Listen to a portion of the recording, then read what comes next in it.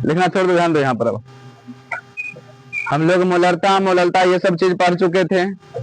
आज हम लोग को पढ़ना है क्या, अनुसंख्य गुणधर्म। अनुसंख्य गुणधर्म, ठीक है।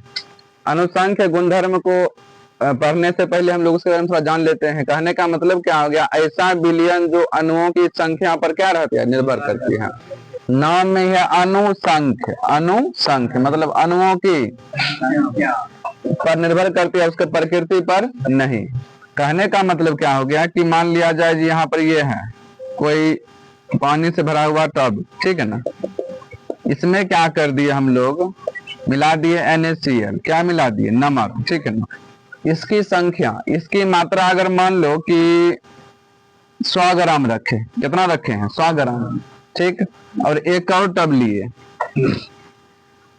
H2O से भरा हुआ, ठीक है ना। इसमें NaCl की मात्रा कितना रखे हम लोग, 200 ग्राम। कितना ग्राम, 200 ग्राम। तो NaCl की प्रकृति में कोई परिवर्तन होगा, नहीं होगा। लेकिन परिवर्तन होगा किसमें, मात्रा में, क्योंकि यहाँ पर कितना ग्राम लिए हैं, 100 ग्राम, यहाँ कितना लिए हैं, 200 ग्राम।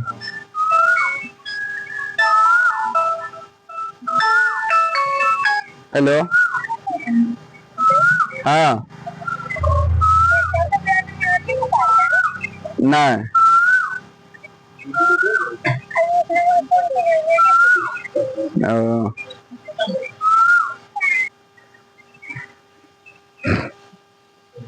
चलो बात बुझे हो। कहने का मतलब क्या हो गया कि अणुओं की किस पर निर्भर करेगा, संख्या पर। क्योंकि यहाँ पर मोलंश का कुछ अलग हो जाएगा, यहाँ मोलंश कुछ क्या हो जाएगा, अलग हो जाएगा। मोलंश का परिभाषा कैसे बताओ तो, फॉर्मूला उसका मोलंश का, भार बटे अनुभार, मतलब N/W। N/W, छोटी हम दे दो, बात समझ ना गया, यहाँ तक हो चुका था। चलिए आगे क्या है, इसका प्रकार क्या गो, 4 गो। इस चारों के बारे में हमको क्या करना, पढ़ना पड़ेगा। सबसे पहला वाष्प दाब का अपेक्षित अवनमन, न। दूसरा क्या है, क्वथनांक का उन्नयन। तीसरा क्या है, हिमांक का अवनमन। चौथा क्या है, परासरण या परासरण दाब, ऑस्मोसिस और ऑस्मोटिक प्रेशर, ठीक है ना। चलिए, वाष्प दाब का अपेक्षित अवनमन का मतलब समझो। अवनमन का मतलब क्या होता है, क्लास 10th में तुम लोग पढ़ाएगा, 2 कोण, एगो अवनमन कोण, एगो उन्नयन कोण। क्या होता था दोनों, ऊपर से नीचे आता था तो अवनमन, नीचे से ऊपर देखता था तो उन्नयन। बात समझ रहे हो। तो अवनमन का मतलब क्या, उसका नीचे घटेगा, है कि नहीं है। कहने का मतलब क्या हो गया कि मान के चला जाए यहाँ पर कोई है H2O, पानी से भरा हुआ क्या, टब, ठीक है। 100 डिग्री पर क्या हो जाएगा, ये खोलना चालू कर देगा, मतलब क्वथनांक क्या डिग्री हो गया, 100 डिग्री। मान लो यहाँ इसको क्या कर दिया हम लोग, क्लोज कर दिया। क्या कर दिए, क्लोज। यहाँ पर इसका वाष्प दाब होगा, होगा वाष्प दाब कि नहीं होगा, से बताना हमको, होगा ना। एक और लिए, ठीक है। हमको क्या करना है, वाष्प दाब को घटाना है। तो वाष्प दाब को घटाने के लिए H2O में क्या मिलाना पड़ेगा हमको, कुछ भी मिला सकते हो, NaCl ही नहीं, कुछ भी मिला सकते हो। मान लो पत्थर मिला दिया, बिल्कुल मिला सकते हो। चीनी, यूरिया, NaCl कुछ भी मिला सकते हो, मन है तो मिला, ठीक है ना। इसे मिलाना क्या, अवाष्पशील। अवाष्पशील क्या, ठोस। अवाष्पशील ठोस। अगर अवाष्पशील ठोस को हम किसी लिक्विड में मिला देते हैं, उसकी वाष्प दाब में क्या आ जाती है, कमी आ जाती है। इसे क्या कहेंगे, वाष्प दाब का अपेक्षित अवनमन। बात को बुझे हो। वाष्प दाब का मतलब वेपर का प्रेशर। जैसे कि अगर चावले बना रहा है तो वहां पर उसका प्रेशर तो कुछ अलग पड़ेगा, है कि नहीं है। और उसमें क्या कर दिया हम लोग, अवाष्पशील ठोस मिला दिए। कहने का मतलब क्या होगा, या तो तुम लोग NaCl मिलाओ, या तो तुम लोग चीनी मिलाओ, यूरिया मिलाओ, कुछ भी मिला सकते हो, ठीक ना। हो सकता है पत्थर ही मिला दो, पत्थर घुलेगा, नहीं घुलने वाला है। इसका वाष्प दाब क्या हो जाएगा, घटेगा, नहीं घटेगा। तो जब वाष्प दाब घट रहा है, इसको ही क्या कहेंगे, वाष्प दाब का अपेक्षित अवनमन। लिख लीजिए इसके बारे में थोड़ा सा, वाष्प दाब का अपेक्षित अवनमन।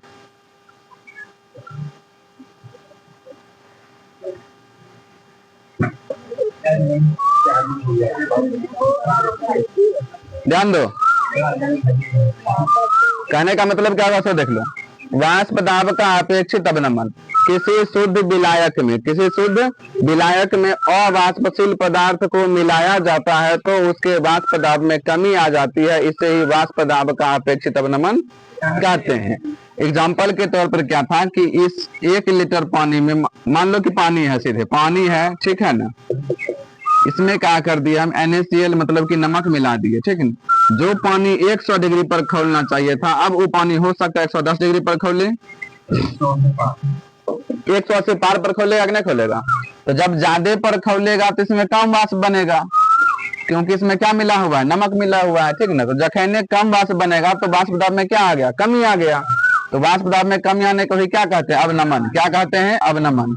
अवनमन का मतलब क्या करना, कम करना, ठीक है ना।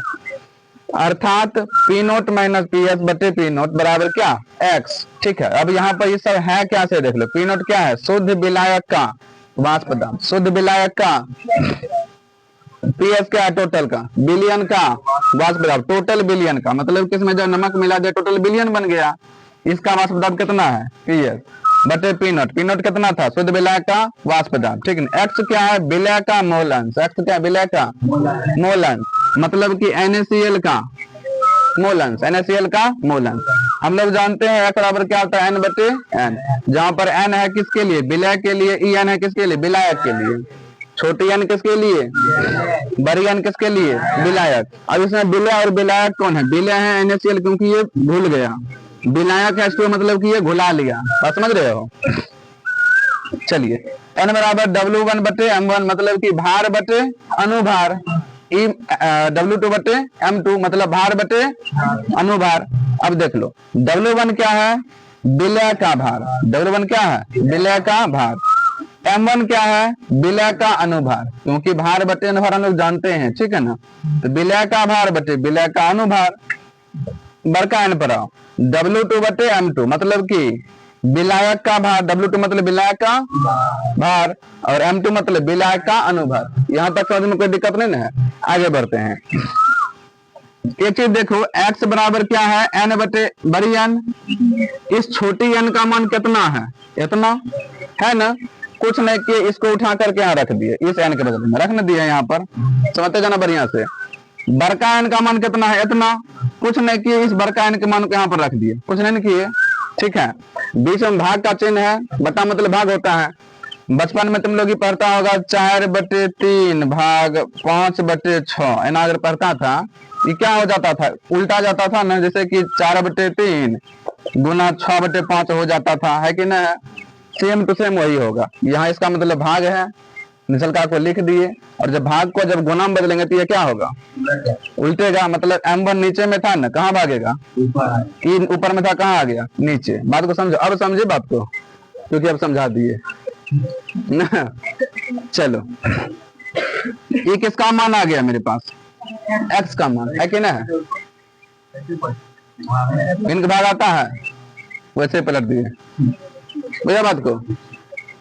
ये भाग में था, ऊपर भागेगा, ये गुना में था, नीचे आ गया। हाँ हाँ बिल्कुल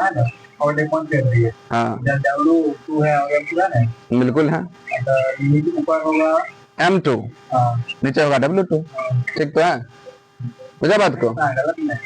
कैसे गलत था, ऊपर M2 था, चल रहने दो। X का मान इतना आन गया, कुछ नहीं किया, बस इस X के मान को इस समीकरण में लिख करके हम लोग क्या कर दिए, रख दिए। X के जगह पर कितना रख दिए, W1 बटे M1, W1 बटे M1 गुना तो गुना M2 बटे W2, M2 बटे W2, बात समझ रहे हो। अगर 2 नंबर में पूछेगा यहाँ तक लिख करके, यहाँ तक लिख करके क्या कर देना, छोड़ देना। अगर 5 नंबर में पूछेगा तो ये टोटल चीज तुम लोगों को करना पड़ेगा, लेकिन 5 नंबर सिंगल ये नहीं पूछेगा। 5 नंबर जब भी पूछेगा तो इसके साथ किसी को जोड़ देगा, या तो इसको जोड़े, या तो इसको जोड़े, या तो इसको जोड़े। मतलब इस 4 में से कोई 2 चीज अगर आएगा तो ही 5 नंबर रहेगा। अगर 2 नंबर आ गया, यहाँ तक लिख करके छोड़ दो, 2 नंबर मिलेबे करेगा, गारंटी है। बात को समझा। चलिए हम लोग पढ़ते हैं आगे, मिटा दें इसको, आगे बनाइए हेडिंग दूसरा, क्वथनांक का उन्नयन। क्वथनांक का उन्नयन बनाओ हेडिंग।